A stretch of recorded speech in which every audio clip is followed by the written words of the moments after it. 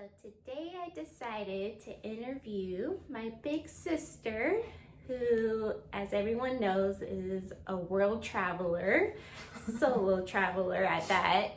And every time I speak with someone, they always have a million questions or they have these assumptions of how she travels. And so I decided to do an interview with her so you guys can actually find out what it takes to be a woman of color traveling on her own. So this is Antonia. Hi everyone. So there's a lot of questions that you guys have, but let's start off with what inspired you to start traveling? Oh boy. Oh sheesh. I threw her off guard with this interview, so. Yeah, I don't know any of these questions, first of all, so you're gonna get my raw reaction. So, I'd say my first few trips inspired me to start traveling. Once I got a taste of seeing different cultures or architecture, learning history in different places, like I started getting the travel bug. Like it's almost like a high. So I'd say that's probably what got me into traveling. What was your first place that you traveled to? My first international trip, well, I mean, we went on like a cruise when we were kids. I wouldn't count that. I was like 16 or something. My first international trip was to my friend from elementary school, her wedding. She had a destination wedding in Costa Rica. So that was a lot of fun. We did like zip lining, ATVs, lots of activities. So that was my first taste many moons ago. So you started off traveling in a group with friends, family, and then you transitioned to taking trips on your own. How did you transition from that? Well, I don't work a very traditional job, so my schedule is kind of all over the place. I work day and night shifts, and my days off are all over the place. So that was my first hurdle, trying to coordinate time off with my family and friends. Second, I would say, is just the realization that you get one life to live. So I've been very big on that, I'd say like the last, 9 months or so. It's fairly recent. You get one life to live. No one's gonna live it for you. No one knows truly what makes you happy besides you. So that was another reason I wanted to start traveling solo, because there's a lot that I want to do that maybe my family or friends aren't interested in, or maybe they may be interested in a sliver of it, and I don't want to go somewhere and only have like half of the experience that I could. The third reason would be lots of big life events that happened last year that just really taught me that I can't wait for others to do the things that make me happy. So since starting your solo travel, where have you traveled to so far? So I've only been to 2 places by myself so far, and that's Cabo in Mexico, and I just got back from Aruba. Jealous. She has amazing pictures on her Instagram, by the way, which I'll tag her. So I'm pretty sure we'll have the same person in our mind when I ask this question. Uh-oh. But what were people's reaction when you took your first solo trip of how they felt with you traveling on your own? Mom? Yeah. Actually, I wouldn't. I don't even feel like mom was as bad as you would think a mom would be. I think our mom is so used to me being like a hippie, free spirit, not trying to fit into some box. So I think she's kind of used to my antics. But I'd say a lot of my friends and some family were like, "Ooh, girl, you're crazy," or you don't have, what about your friends, or what about this person or that, or aren't you scared, or a lot of people try to project their fears onto you to try to stop you from doing things that you want to try. That's what I've seen. So yeah, I did have quite a few people that had their opinions for sure. So prior to taking your first trip, did you have any fears before you Yeah, just went for forth sure. with it? For sure. I mean, that's why I picked Mexico, because I've been to Mexico a few times, so I felt comfortable as far as like how to move in Mexico. I mean, I'm not the type to be like off the beaten path, just walking through the neighborhoods or something like that, but I'm also not gonna stay on the resort. I mean, I could just go to LA and stay at a resort or something if that's the case. So I like a mixture of doing like tourist type things, eating local food, but also staying on the resort. I totally got off track there. Yeah, for sure. There's fears of like people looking at you weird because you're alone. You know, I started becoming friends with the waitresses and waiters. Like, oh, are you here by yourself? No novio. But then, you know, if you're just friendly with people, they take care of you. Use your common sense. It's not like I was announcing to the world, hey, I'm by myself, everyone. You know what I mean? Yeah, and then I think another thing that helped me get over the fear of just like looking or feeling awkward is I have a YouTube channel as well that I started last summer. So I've kind of gotten over like holding the phone up and like recording and vlogging and talking to myself. I'm not going to say I'm a professional and don't like still feel awkward at times, but I'm definitely a lot better than when I first started. So since I've kind of already adapted to that, that's kind of helped with being by myself, if that makes sense. Yeah, it does. And we're gonna get just a little off topic. Okay. But you do have a YouTube channel, which if you guys follow me, I started my Applauding Women account, Women Empowerment, and it was a hobby for me, and now I'm trying to make it into a business. And Antonia started her YouTube channel around the same time, and now it's become basically an outlet for her to express who she is and also focus on traveling. So just so that they understand why you started the YouTube channel, like what got you started on that? I also started it as a hobby. I'm not going to sit here and say that I want it to be like a business or like an sole income for me or anything like that. I genuinely started it. It's almost like a video diary that I get to share with people.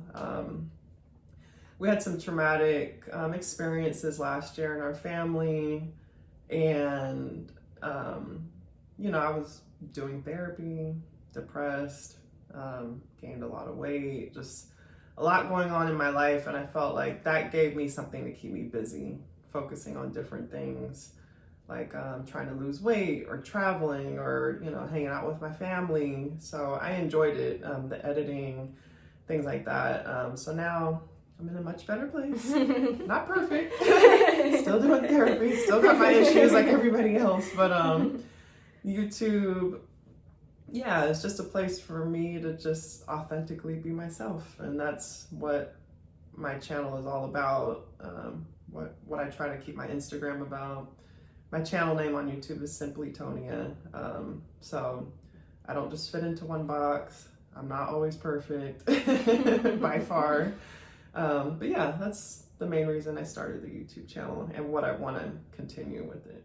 Speaking, I think for everyone, we love your YouTube channel because it's who you are, and we respect that because we see a lot on social media of just the, how do you say it? The influencer. Yeah, the influencer, the perfect influencer. And we always feel like we have to be like that, where you are just yourself, and it makes us appreciate that of you.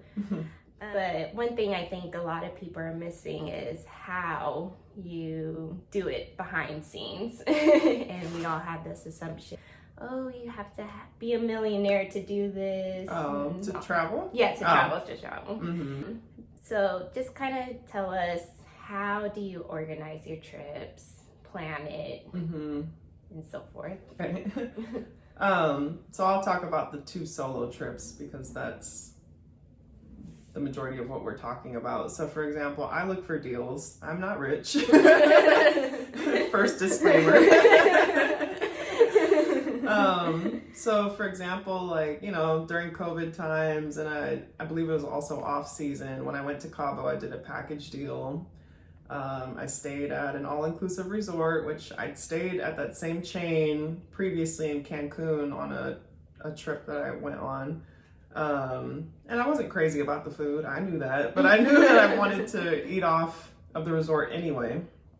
I was willing to sacrifice that to go on the trip. So the package deal was $600, flight and hotel included for like 4 or 5 days. I don't remember. So, you know, for my budget and lifestyle, I feel like that's reasonable for someone traveling by themselves to have the room by themselves. If I chose to, I could just eat and drink unlimited on the resort. So that's something I could budget for myself. As far as activities and things like that, I typically look on Airbnb. They have experiences. I know everyone knows that you can find housing on there, but there's also experiences where you can, anything from like food tours to photo shoots, you name it. So I look on there, TripAdvisor, Google. I'm just constantly on the computer looking at stuff, like whatever it is your passion is, like that you could look at all day, like whether it's makeup, fashion, whatever. For me, that's travel. So I don't get tired of looking at it. So that was that trip. And then, for example, in Aruba, everyone talks about, like online, I see how everyone talks about how expensive Aruba is. But it just depends on what you're looking for. I don't have to stay at a fancy resort, so I was able to find Airbnb. It's at a brand new condo building. It's within walking distance to everything, and it's perfect for a solo traveler. And I think I paid around $600 for a week stay, which to me is very reasonable. You know, it had a fridge, a little kitchen, washing machine, you name it. I rented a car for the week, and that, no lie, was like $150 for the week. For the entire week. I mean, it was one of those little mini cars, but it was just me. It got you around. Yeah, what else? I mean, how big of a car do I need for just me? And for the flight, I always look for flight deals. So a lot of the places that people probably use are like Google Flights. You know, you put your dates in, and you can look at the grid to see which dates will be the cheapest. Put in surrounding airports in your area. So, you know, instead of just Oakland over here, I might put San Francisco or San Jose.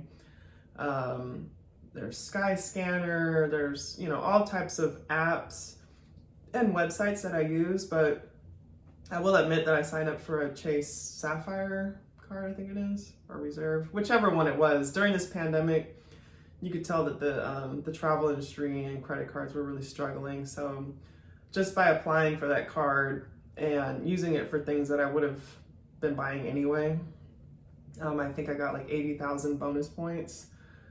So the flight would have been around like 500 round trip, but I used my points for it. So I didn't pay for the flight. I paid 600 for the stay, 125 for the car. And then again, the same thing, the experiences, I looked on TripAdvisor, and Airbnb and stuff like that. So I look for deals.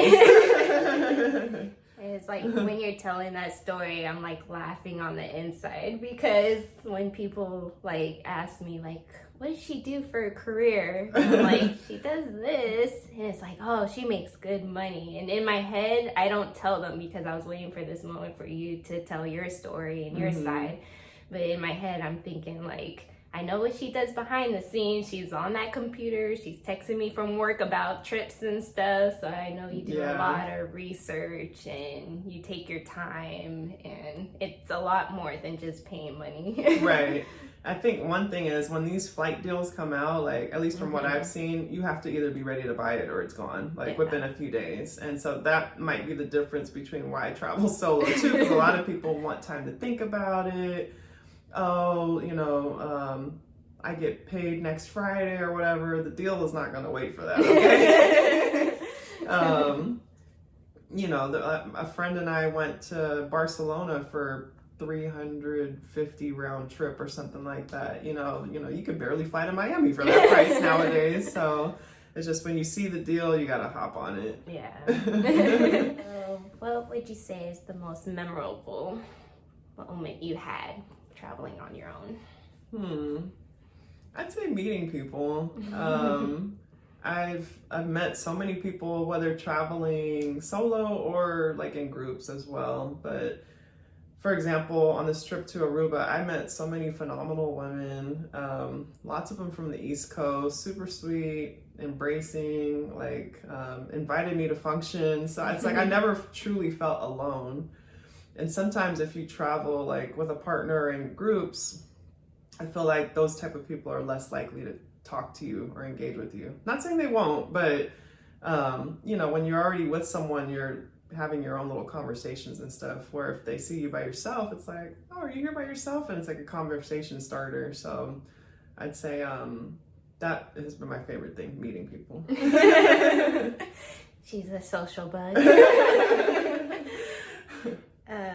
And it's funny, when she took her last trip, my mom and I were talking about horoscopes, and we were reading her horoscope, and the first thing was like, they're social, they love talking to people, and she's like sending us pictures of her new friends when she was in Aruba. So which is so funny, because I'm a partially anxious person, so I do get social anxiety at times. Maybe not when traveling, but in certain scenarios. So it's just interesting how I can be social on vacation, but if I'm at Target, my heart's beating a million miles a minute.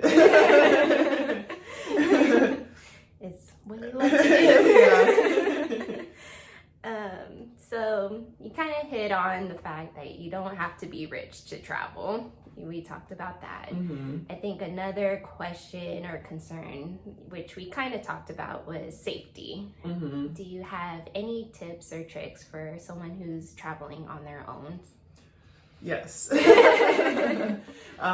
So I have quite a few, and a lot of them I've found from other solo travelers just by reading and research. Like I said, I'm in a lot of Facebook groups for solo traveling women. I don't remember the names exactly, but I can give them to Diana if she wants to list them.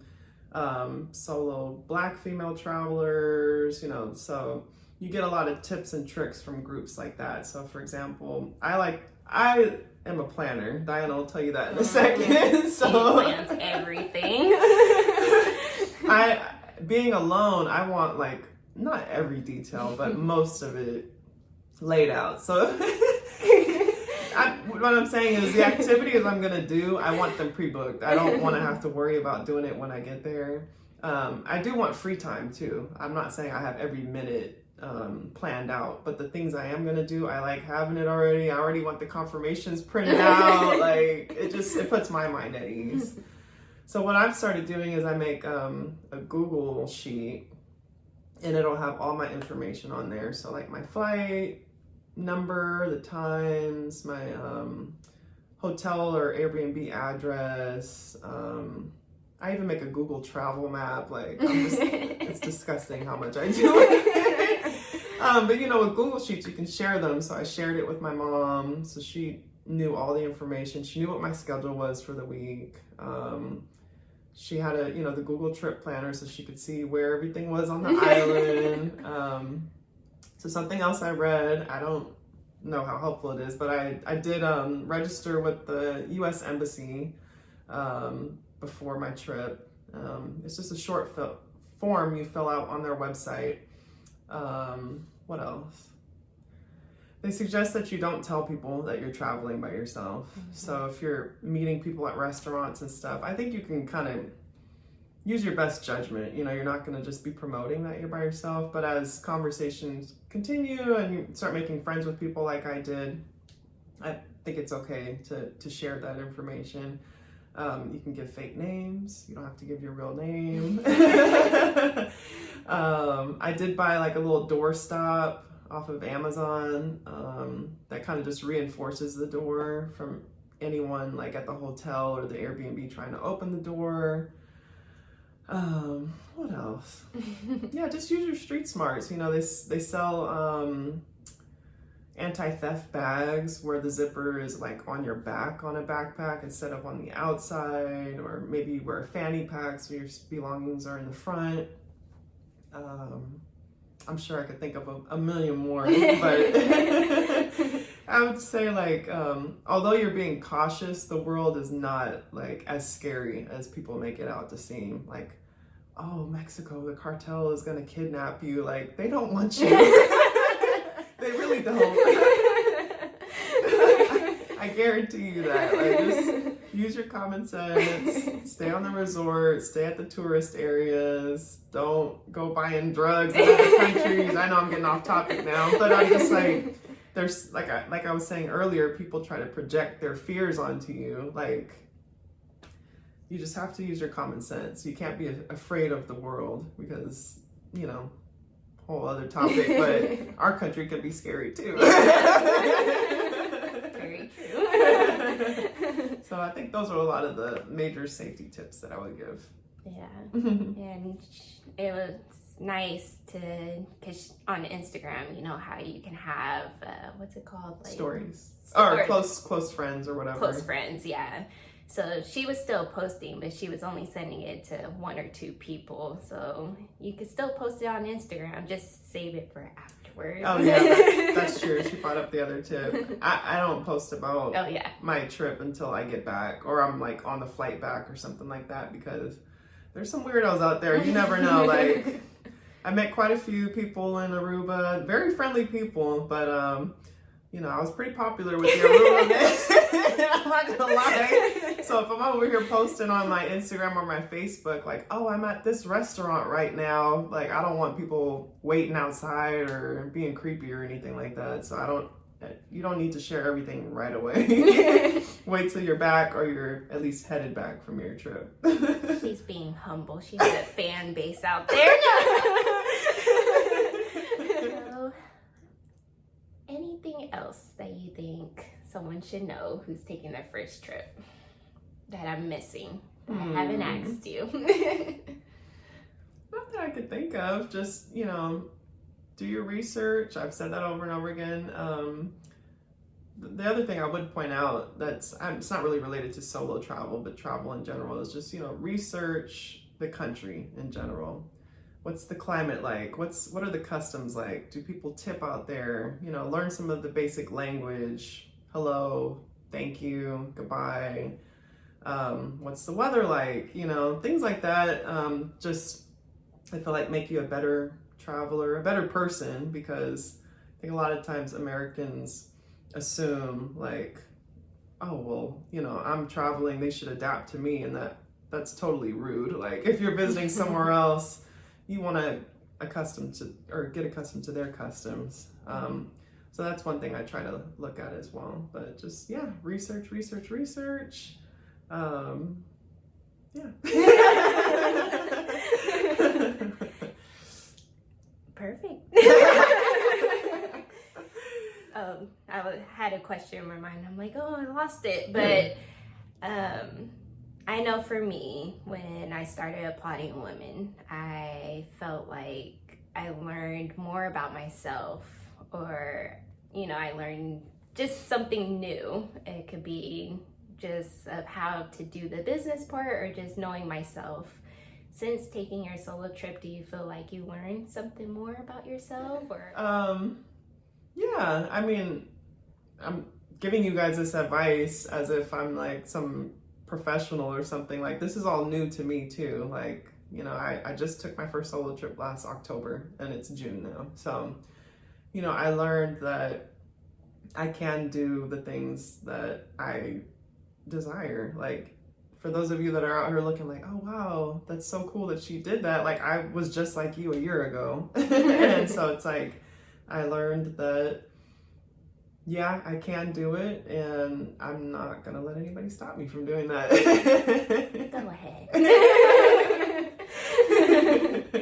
Well, we admire you for that. For stepping out of your comfort zone, sharing with us. Now, the famous question is, what's the next location you're going to? I'll give you like a list of 3. Because like I said, I don't like to let you guys know. I'm like keeping it low key till I get back. There are a lot of places in the U.S. I have not been. So I'm embarrassed to say I've never been to New York. So that's definitely on my list. Doing like a road trip, like outdoorsy type trip, between Utah and Arizona is high on my list. And then as far as international, it just kind of depends on like what countries are open to America right now, where I can find a good deal. So, like Croatia's open, Greece, Italy. So we'll see what deals I can find from those. Well, we're excited to see when you come back from your trip, all the pictures. And another cool thing that I love what she does when she travels is she books an appointment with a photographer, a professional photographer, and she posts it on her Instagram, and it's beautiful every time. Right. I think that's something cool to see and a good memory for you to keep for yourself too. For sure. Ooh, that's one other random tip too. Is get a tripod from Amazon. Oh yeah. With the so they have the remote, which it's okay. Because then you have to hide it somewhere and look natural. But there's also an app, which again I don't remember it off the top of my head. I have my phone right here. Sorry for the delay, folks. It's called Lens Buddy. So it has like a timer, and it just keeps snapping pictures like every 5 seconds. So that's pretty much what I do is I'll set it up, and then I'll go stand wherever I'm going to stand, take my pictures, and it's just continuously taking pictures. She didn't even tell me that. I'm learning something new myself. But yes, the photo shoots are dope too. And I mean, don't be fooled again, like those bomb LA pictures that I got where I had the Safari Air Max 1s on, which you can see on my Instagram. That was like a $50 photo shoot with a guy on Airbnb that took photos with his iPhone. Yeah, and I can say it, they look professional. Yeah, so I mean, they're not all of them are super expensive. Sorry, that was the last tip. You just jogged my memory. Well, I think the people have learned a lot. I learned something new, and I live with her. But we love seeing your stories, and we love hearing from you, seeing your pictures, where you're going. It gives us inspiration on where we want to go. So, yeah. I'm sure there's going to be a second video to this. It's going to be something like what restaurants to go to or something along that line. So make sure you guys like, comment, tell me more questions you may have, and we may do another video. Thank you for having me. No problem. Bye, guys.